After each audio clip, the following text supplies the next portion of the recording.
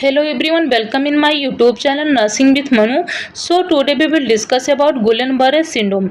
Guillain-Barré syndrome एक auto immune disorder होता है जिसमें हमारा जो इम्यून सिस्टम होता है पेरीफेरल नर्व जो हेल्दी पेरीफेरल नर्व सेल्स होती हैं उस पर अटैक करते हैं जिसकी वजह से डीमाइलिनेशन होने लगता है। डीमाइलिनेशन जैसे कि इस इमेज में हम देखे हैं कि जो नॉर्मल नर्व सेल्स है उसमें जो माइलिन शीथ है वो प्रॉपर कवर है नर्व पे, लेकिन जो जिसमें डीमाइलिनेशन हुआ है उसमें जो माइलिन शीथ है वो डिस्ट्रॉय हो चुकी है नर्व सेल से। तो डीमाइलिनेशन की वजह से जो हमारा बॉडी होती है उसमें वीकनेस होने लगती है और पैरेस्थीसियास की कंडीशन जनरेट होने लगती है। Introduction of the Guillain-Barré syndrome. GBS, also known as acute idiopathic polyneuritis, is an autoimmune attack on peripheral nerve myelin. GBS एक acute idiopathic polyneuritis की कंडीशन होती है जिसमें जो हमारा ऑटो इम्यून सिस्टम होता है वो हेल्दी पेरीफेरल नर्व पे अटैक करने लगते हैं जिसकी वजह से the result is rapid segmental demyelination of peripheral nerves and some cranial producing ascending weakness with dyskinesia, hyporeflexia and paresthesia. इसमें क्या होता है जब हमारा own immune system healthy peripheral nerves पे अटैक करते हैं तो उसकी वजह से डीमाइलिनेशन स्टार्ट हो जाते हैं। डीमाइलिनेशन स्टार्ट हो जाते हैं जैसे कि पेरीफेरल नर्व्स में डीमाइलिनेशन होने लगता है एंड कुछ क्रेनियल नर्व में भी डीमाइलिनेशन होने लगता है जिसकी वजह से असेंडिंग वीकनेस स्टार्ट होता है। असेंडिंग वीकनेस मीन्स क्या होता है, इसमें गुइलेन-बरे सिंड्रोम में सबसे पहले हमारी जो एक्सट्रीमिटीज होती हैं उसमें टिंगलिंग सेंसेशन और वीकनेस जैसे दिखता है और उसके बाद में ये धीरे धीरे होल बॉडी में स्प्रेड होने लगते हैं। डिस्काइनेसिया, हाइपोरेफ्लेक्सिया एंड पैरेस्थीसियास ये सारे सिम्टम्स में देखने को मिलते हैं। डिस्काइनेसिया क्या होते हैं? Dyskinesia means uncontrolled muscle movement. Hyporeflexia means जो रेफ्लेक्स है वो रिड्यूस हो जाता है, मीन्स रेफ्लेक्स हमको पता नहीं चलता। जैसे कि जो हेल्थ वर्कर्स होते हैं वो रेफ्लेक्स को चेक करते हैं, जैसे नीज का रेफ्लेक्स चेक करना है तो वो रबर हैमर के थ्रू जब रेफ्लेक्स को चेक करते हैं तो वहाँ का रेफ्लेक्स जो होता है वो फील नहीं हो पाता और पैरेस्थीसियास कंडीशन होने लगती है गुइलेन-बरे सिंड्रोम में, जैसे कि सेंसेशन ऑफ नंबनेस, टिंगलिंग और pins and needle sensation feel होने, सेंसेशन ऑफ नंबनेस फील होगा, टिंगलिंग की सेंसेशन फील्स होगी और जैसे कोई नीडल्स प्रिक कर रहा है ऐसी सेंसेशन फील होती है गुइलेन-बरे सिंड्रोम में। Definition of Guillain-Barré syndrome. Guillain-Barré syndrome is a rare but serious autoimmune disorder in which the immune system attack healthy nerve cells in your peripheral nervous system. Guillain-Barré syndrome एक rare condition होती है लेकिन ये बहुत ही serious auto immune disorder है जिसमें जो हमारा इम्यून सिस्टम होते हैं वो हेल्दी पेरीफेरल नर्व्स पे अटैक करते हैं। नेक्स्ट है risk factor of Guillain Barré syndrome. Guillain Barré syndrome में be triggered by most commonly infection with Campylobacter, a type of bacteria often found in undercooked poultry. इसका जो रिस्क फैक्टर है उसमें most commonly है इन्फेक्शन विद कंपाइलोबैक्टर, यानी यदि किसी व्यक्ति को कंपाइलोबैक्टर से इन्फेक्शन हुआ है तो उसको चांस होते हैं कि गुइलेन-बरे सिंड्रोम हो जाए. कंपाइलोबैक्टर मेनली जो अंडरकुक्ड पोल्ट्री होती है, मीट होती है, उसमें प्रेजेंट होता है। यदि वो प्रॉपरली कुक्ड नहीं किया गया तो उसमें चांस होते हैं कि ये कंपाइलोबैक्टर प्रेजेंट हो. नेक्स्ट है influenza virus, hepatitis A B C D virus. इसमें जो वायरल इन्फेक्शन की वजह से भी हो सकते हैं जैसे कि HIV, the virus that cause AIDS. AIDS की कंडीशन में जो हमारा इम्यून सिस्टम होता है वो बहुत ही ज़्यादा वीक होता है तो उस कंडीशन में भी गुइलेन-बरे सिंड्रोम होने के चांस होते हैं. Mycoplasma pneumonia, surgery and Hodgkin's lymphoma. Hodgkin's lymphoma क्या होते हैं? Hodgkin's lymphoma is a type of cancer in which lymphatic system is affect. इसमें क्या होते हैं जो हमारा लिम्फेटिक सिस्टम होता है अफेक्ट होता है और ये लिम्फेटिक सिस्टम जो होते हैं एक इम्यून सिस्टम हमारे इम्यून सिस्टम को बूस्ट करते हैं तो इसमें क्या होता है हमारा जो इम्यून सिस्टम होता है वो बहुत ही ज़्यादा वीक हो जाता है तो इस कंडीशन में भी हमको गुइलेन-बरे होने के चांस होते हैं. Causes, the exact cause of Guillain Barré syndrome is not known. जो एग्जैक्ट कॉज होती है गुइलेन-बरे की वो नोन नहीं है बट कुछ डिसऑर्डर होते हैं जैसे कि रेस्पिरेटरी इन्फेक्शन हो गया, सर्जरी और इम्यूनाइजेशन कैन ट्रिगर गुइलेन-बरे सिंड्रोम. कुछ इम्यूनाइजेशन जो होते हैं वो गुइलेन-बरे सिंड्रोम को ट्रिगर्स करते हैं. पैथोफिजियोलॉजी क्या होती है? पैथोफिजियोलॉजी मीन्स क्या प्रोसेस हम डिजीज कंडीशन के ड्यू टू इटियोलॉजिकल फैक्टर, किसी भी इटियोलॉजिकल फैक्टर की वजह से जो cell mediated and humoral immune reaction in peripheral nerve myelin protein, जो सेल मीडिएटेड और ह्यूमोरल इम्यून रिएक्शन होने लगते हैं हमारे पेरीफेरल नर्व माइलिन प्रोटीन पे, जिसकी वजह से migration of microphages and other immune mediated agent at the site of inflammation. तो जैसे माइक्रोफेजेस हो गए और अदर इम्यून मीडिएटेड एजेंट जो होते हैं वो इन्फ्लामेशन साइट पे क्या करते हैं, माइग्रेट करने लगते हैं, जिसकी वजह से destruction of the myelin layer, और वहाँ पे जब इन्फ्लामेशन हो जाता है, उस साइड पे इन्फ्लामेशन हो जाता है जहाँ पे ये हमारा जो इम्यून सिस्टम है वो रिएक्ट करता है, तो वहाँ की जो माइलिन लेयर्स होती हैं वो डिस्ट्रॉय करने लगती हैं, डिस्ट्रक्ट करने लगती हैं, जिसको हम डीमाइलिनेशन कहते हैं।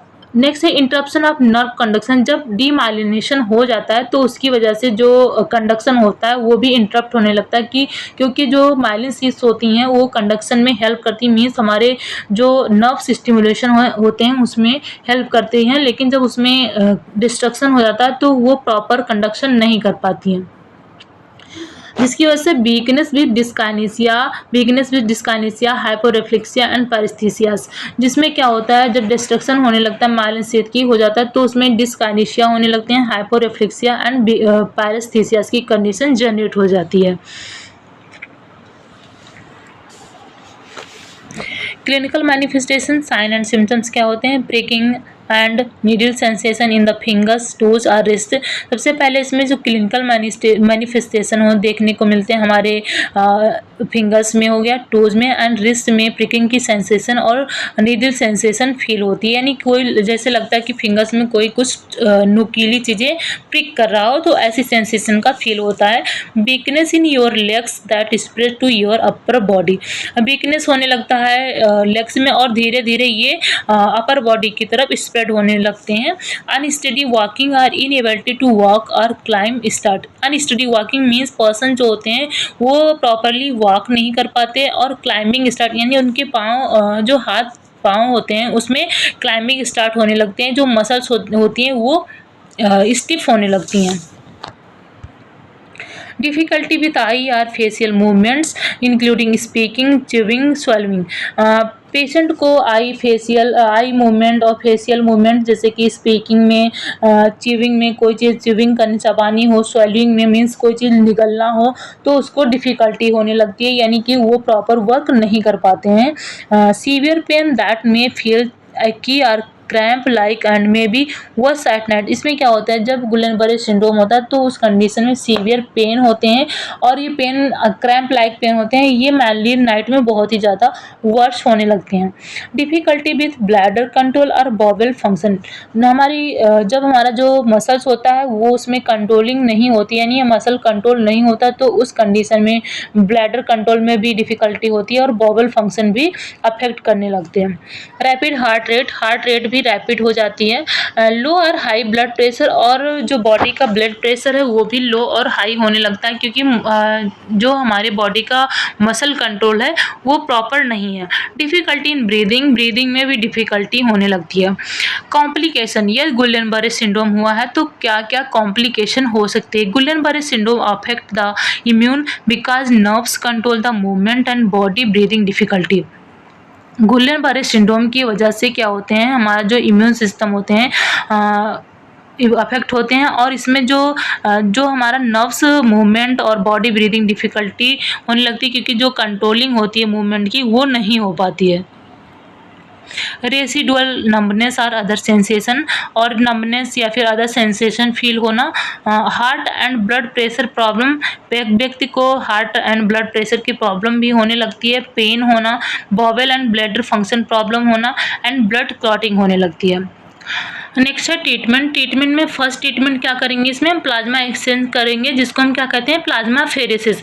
इसमें प्लाज्मा एक्सचेंज क्यों करते हैं, क्योंकि जो प्लाज्मा में प्रेजेंट एंटीबायोटिक्स होती हैं वो हमारे इम्यून सिस्टम को क्या करती हैं, स्टिमुलेट करती हैं नर्व सेल पे अटैक करने के लिए। तो इसमें क्या करते हैं, the liquid portion of part of your blood is like as plasma is removed and separate from your blood cells. The blood cells are then put back into your body which manufacture more plasma to make up for what was removed. इसमें जो liquid portion होता है blood में उसको हम remove कर लेते हैं और जो ब्लड सेल्स होती हैं उसको फिर से हम बॉडी में इंजेक्ट कर देते हैं। जो ब्लड सेल्स होती हैं वो क्या करती हैं, जितना अमाउंट में हम प्लाज्मा को रिमूव करते हैं उतना वो फिर से मैन्युफैक्चर कर लेती हैं और ये जो प्लाज्मा बना हुआ है फिर से मतलब मैन्युफैक्चर हुआ है उसमें जो कुछ riding plasma of certain antibiotics, जो कुछ एंटीबायोटिक्स होती हैं लाइक एज कुछ एंटीबायोटिक होती हैं जो पहले से प्रेजेंट होती हैं उसको हम रिमूव कर देते हैं जिसकी वजह से जो एंटीबायोटिक हमारी इम्यून सिस्टम को अटैक करने के लिए कंट्रीब्यूट करती थी वो रिमूव हो जाती है। Is given through a when. Immunoglobulin में जो हेल्दी एंटीबायोटिक्स होती हैं जैसे कि जो कि हम डोनर्स के वेन से निकालते हैं उसमें हेल्दी एंटीबायोटिक्स होती हैं। High dose of immunoglobulin can block the damaging antibiotic that में कंट्रीब्यूट टू द गुलेन-बरे सिंड्रोम। इस जो जब हम पेशेंट में हाई अमाउंट में इम्यूनोग्लोबुलिन देते हैं तो जो इम्यूनोग्लोबुलिन ब्लॉकिंग जो होती है ये इम्यूनोग्लोबुलिन डैमेजिंग को क्या करती हैं, ब्लॉक कर देती हैं और उस एंटीबायोटिक को भी ब्लॉक कर देती हैं जो गुलेन-बरे सिंड्रोम कॉज करते हैं। प्रोवाइड द रेस्पिरेटरी थेरेपी, और इसमें हम क्या करते हैं रेस्पिरेटरी थेरेपी प्रोवाइड करते हैं, लाइक मैकेनिकल वेंटिलेशन भी देते हैं यदि उसको नीड होती है। For support of pulmonary function को सपोर्ट करने के लिए हम मैकेनिकल वेंटिलेशन भी प्रोवाइड करते हैं। Administer the anticoagulant agent to prevent from thromboembolism, और इसमें हम क्या करते हैं एंटीकोगुलेंट एजेंट को एडमिनिस्टर करते हैं थ्रोम्बोइम्बोलिज्म से प्रिवेंट करने के लिए। Administer the alpha adrenergic blocking agent because the autonomic dysfunction is very liable. इसमें हम क्या करते हैं अल्फा एड्रेनर्जिक ब्लॉकिंग एजेंट को भी एडमिनिस्टर करते हैं। नेक्स्ट है नर्सिंग मैनेजमेंट। नर्सिंग मैनेजमेंट क्या होते हैं, इसमें हम क्या क्या नर्सिंग मैनेजमेंट करते हैं। मैनेजिंग रेस्पिरेटरी फंक्शन, हम क्या करेंगे रेस्पिरेटरी फंक्शन को मैनेज करेंगे। इनहेंसिंग फिजिकल मोबिलिटी, और फिजिकल मोबिलिटी को इन्हेंस करेंगे। प्रोवाइडिंग एडिक्वेट न्यूट्रिशन प्रोवाइड करेंगे। Decreasing fear and anxiety, patient की फियर और एंग्जाइटी और उसकी फैमिली की फियर एंड एंग्जाइटी को रिड्यूस करेंगे। Assess for any complication, patient को कोई अदर कॉम्प्लिकेशन तो नहीं हो रहा है उसके लिए हम उसको एसेस करते रहेंगे। नेक्स्ट है चेक द वाइटल साइन, और हम प्रॉपर वाइटल साइन चेक करेंगे। Assess the condition of the patient की कंडीशन को चेक करेंगे। Provide safety and comfortable position to the patient को सेफ्टी और कंफर्टेबल पोजीशन प्रोवाइड करेंगे। Summary of Guillain-Barré syndrome. Guillain-Barré syndrome is a rare disorder in which our immune system attack on peripheral nerves. Guillain Barré syndrome एक rare disorder होती है जिसमें हमारा immune system peripheral nerves पे attack करते हैं। Thank you to all for watching my video.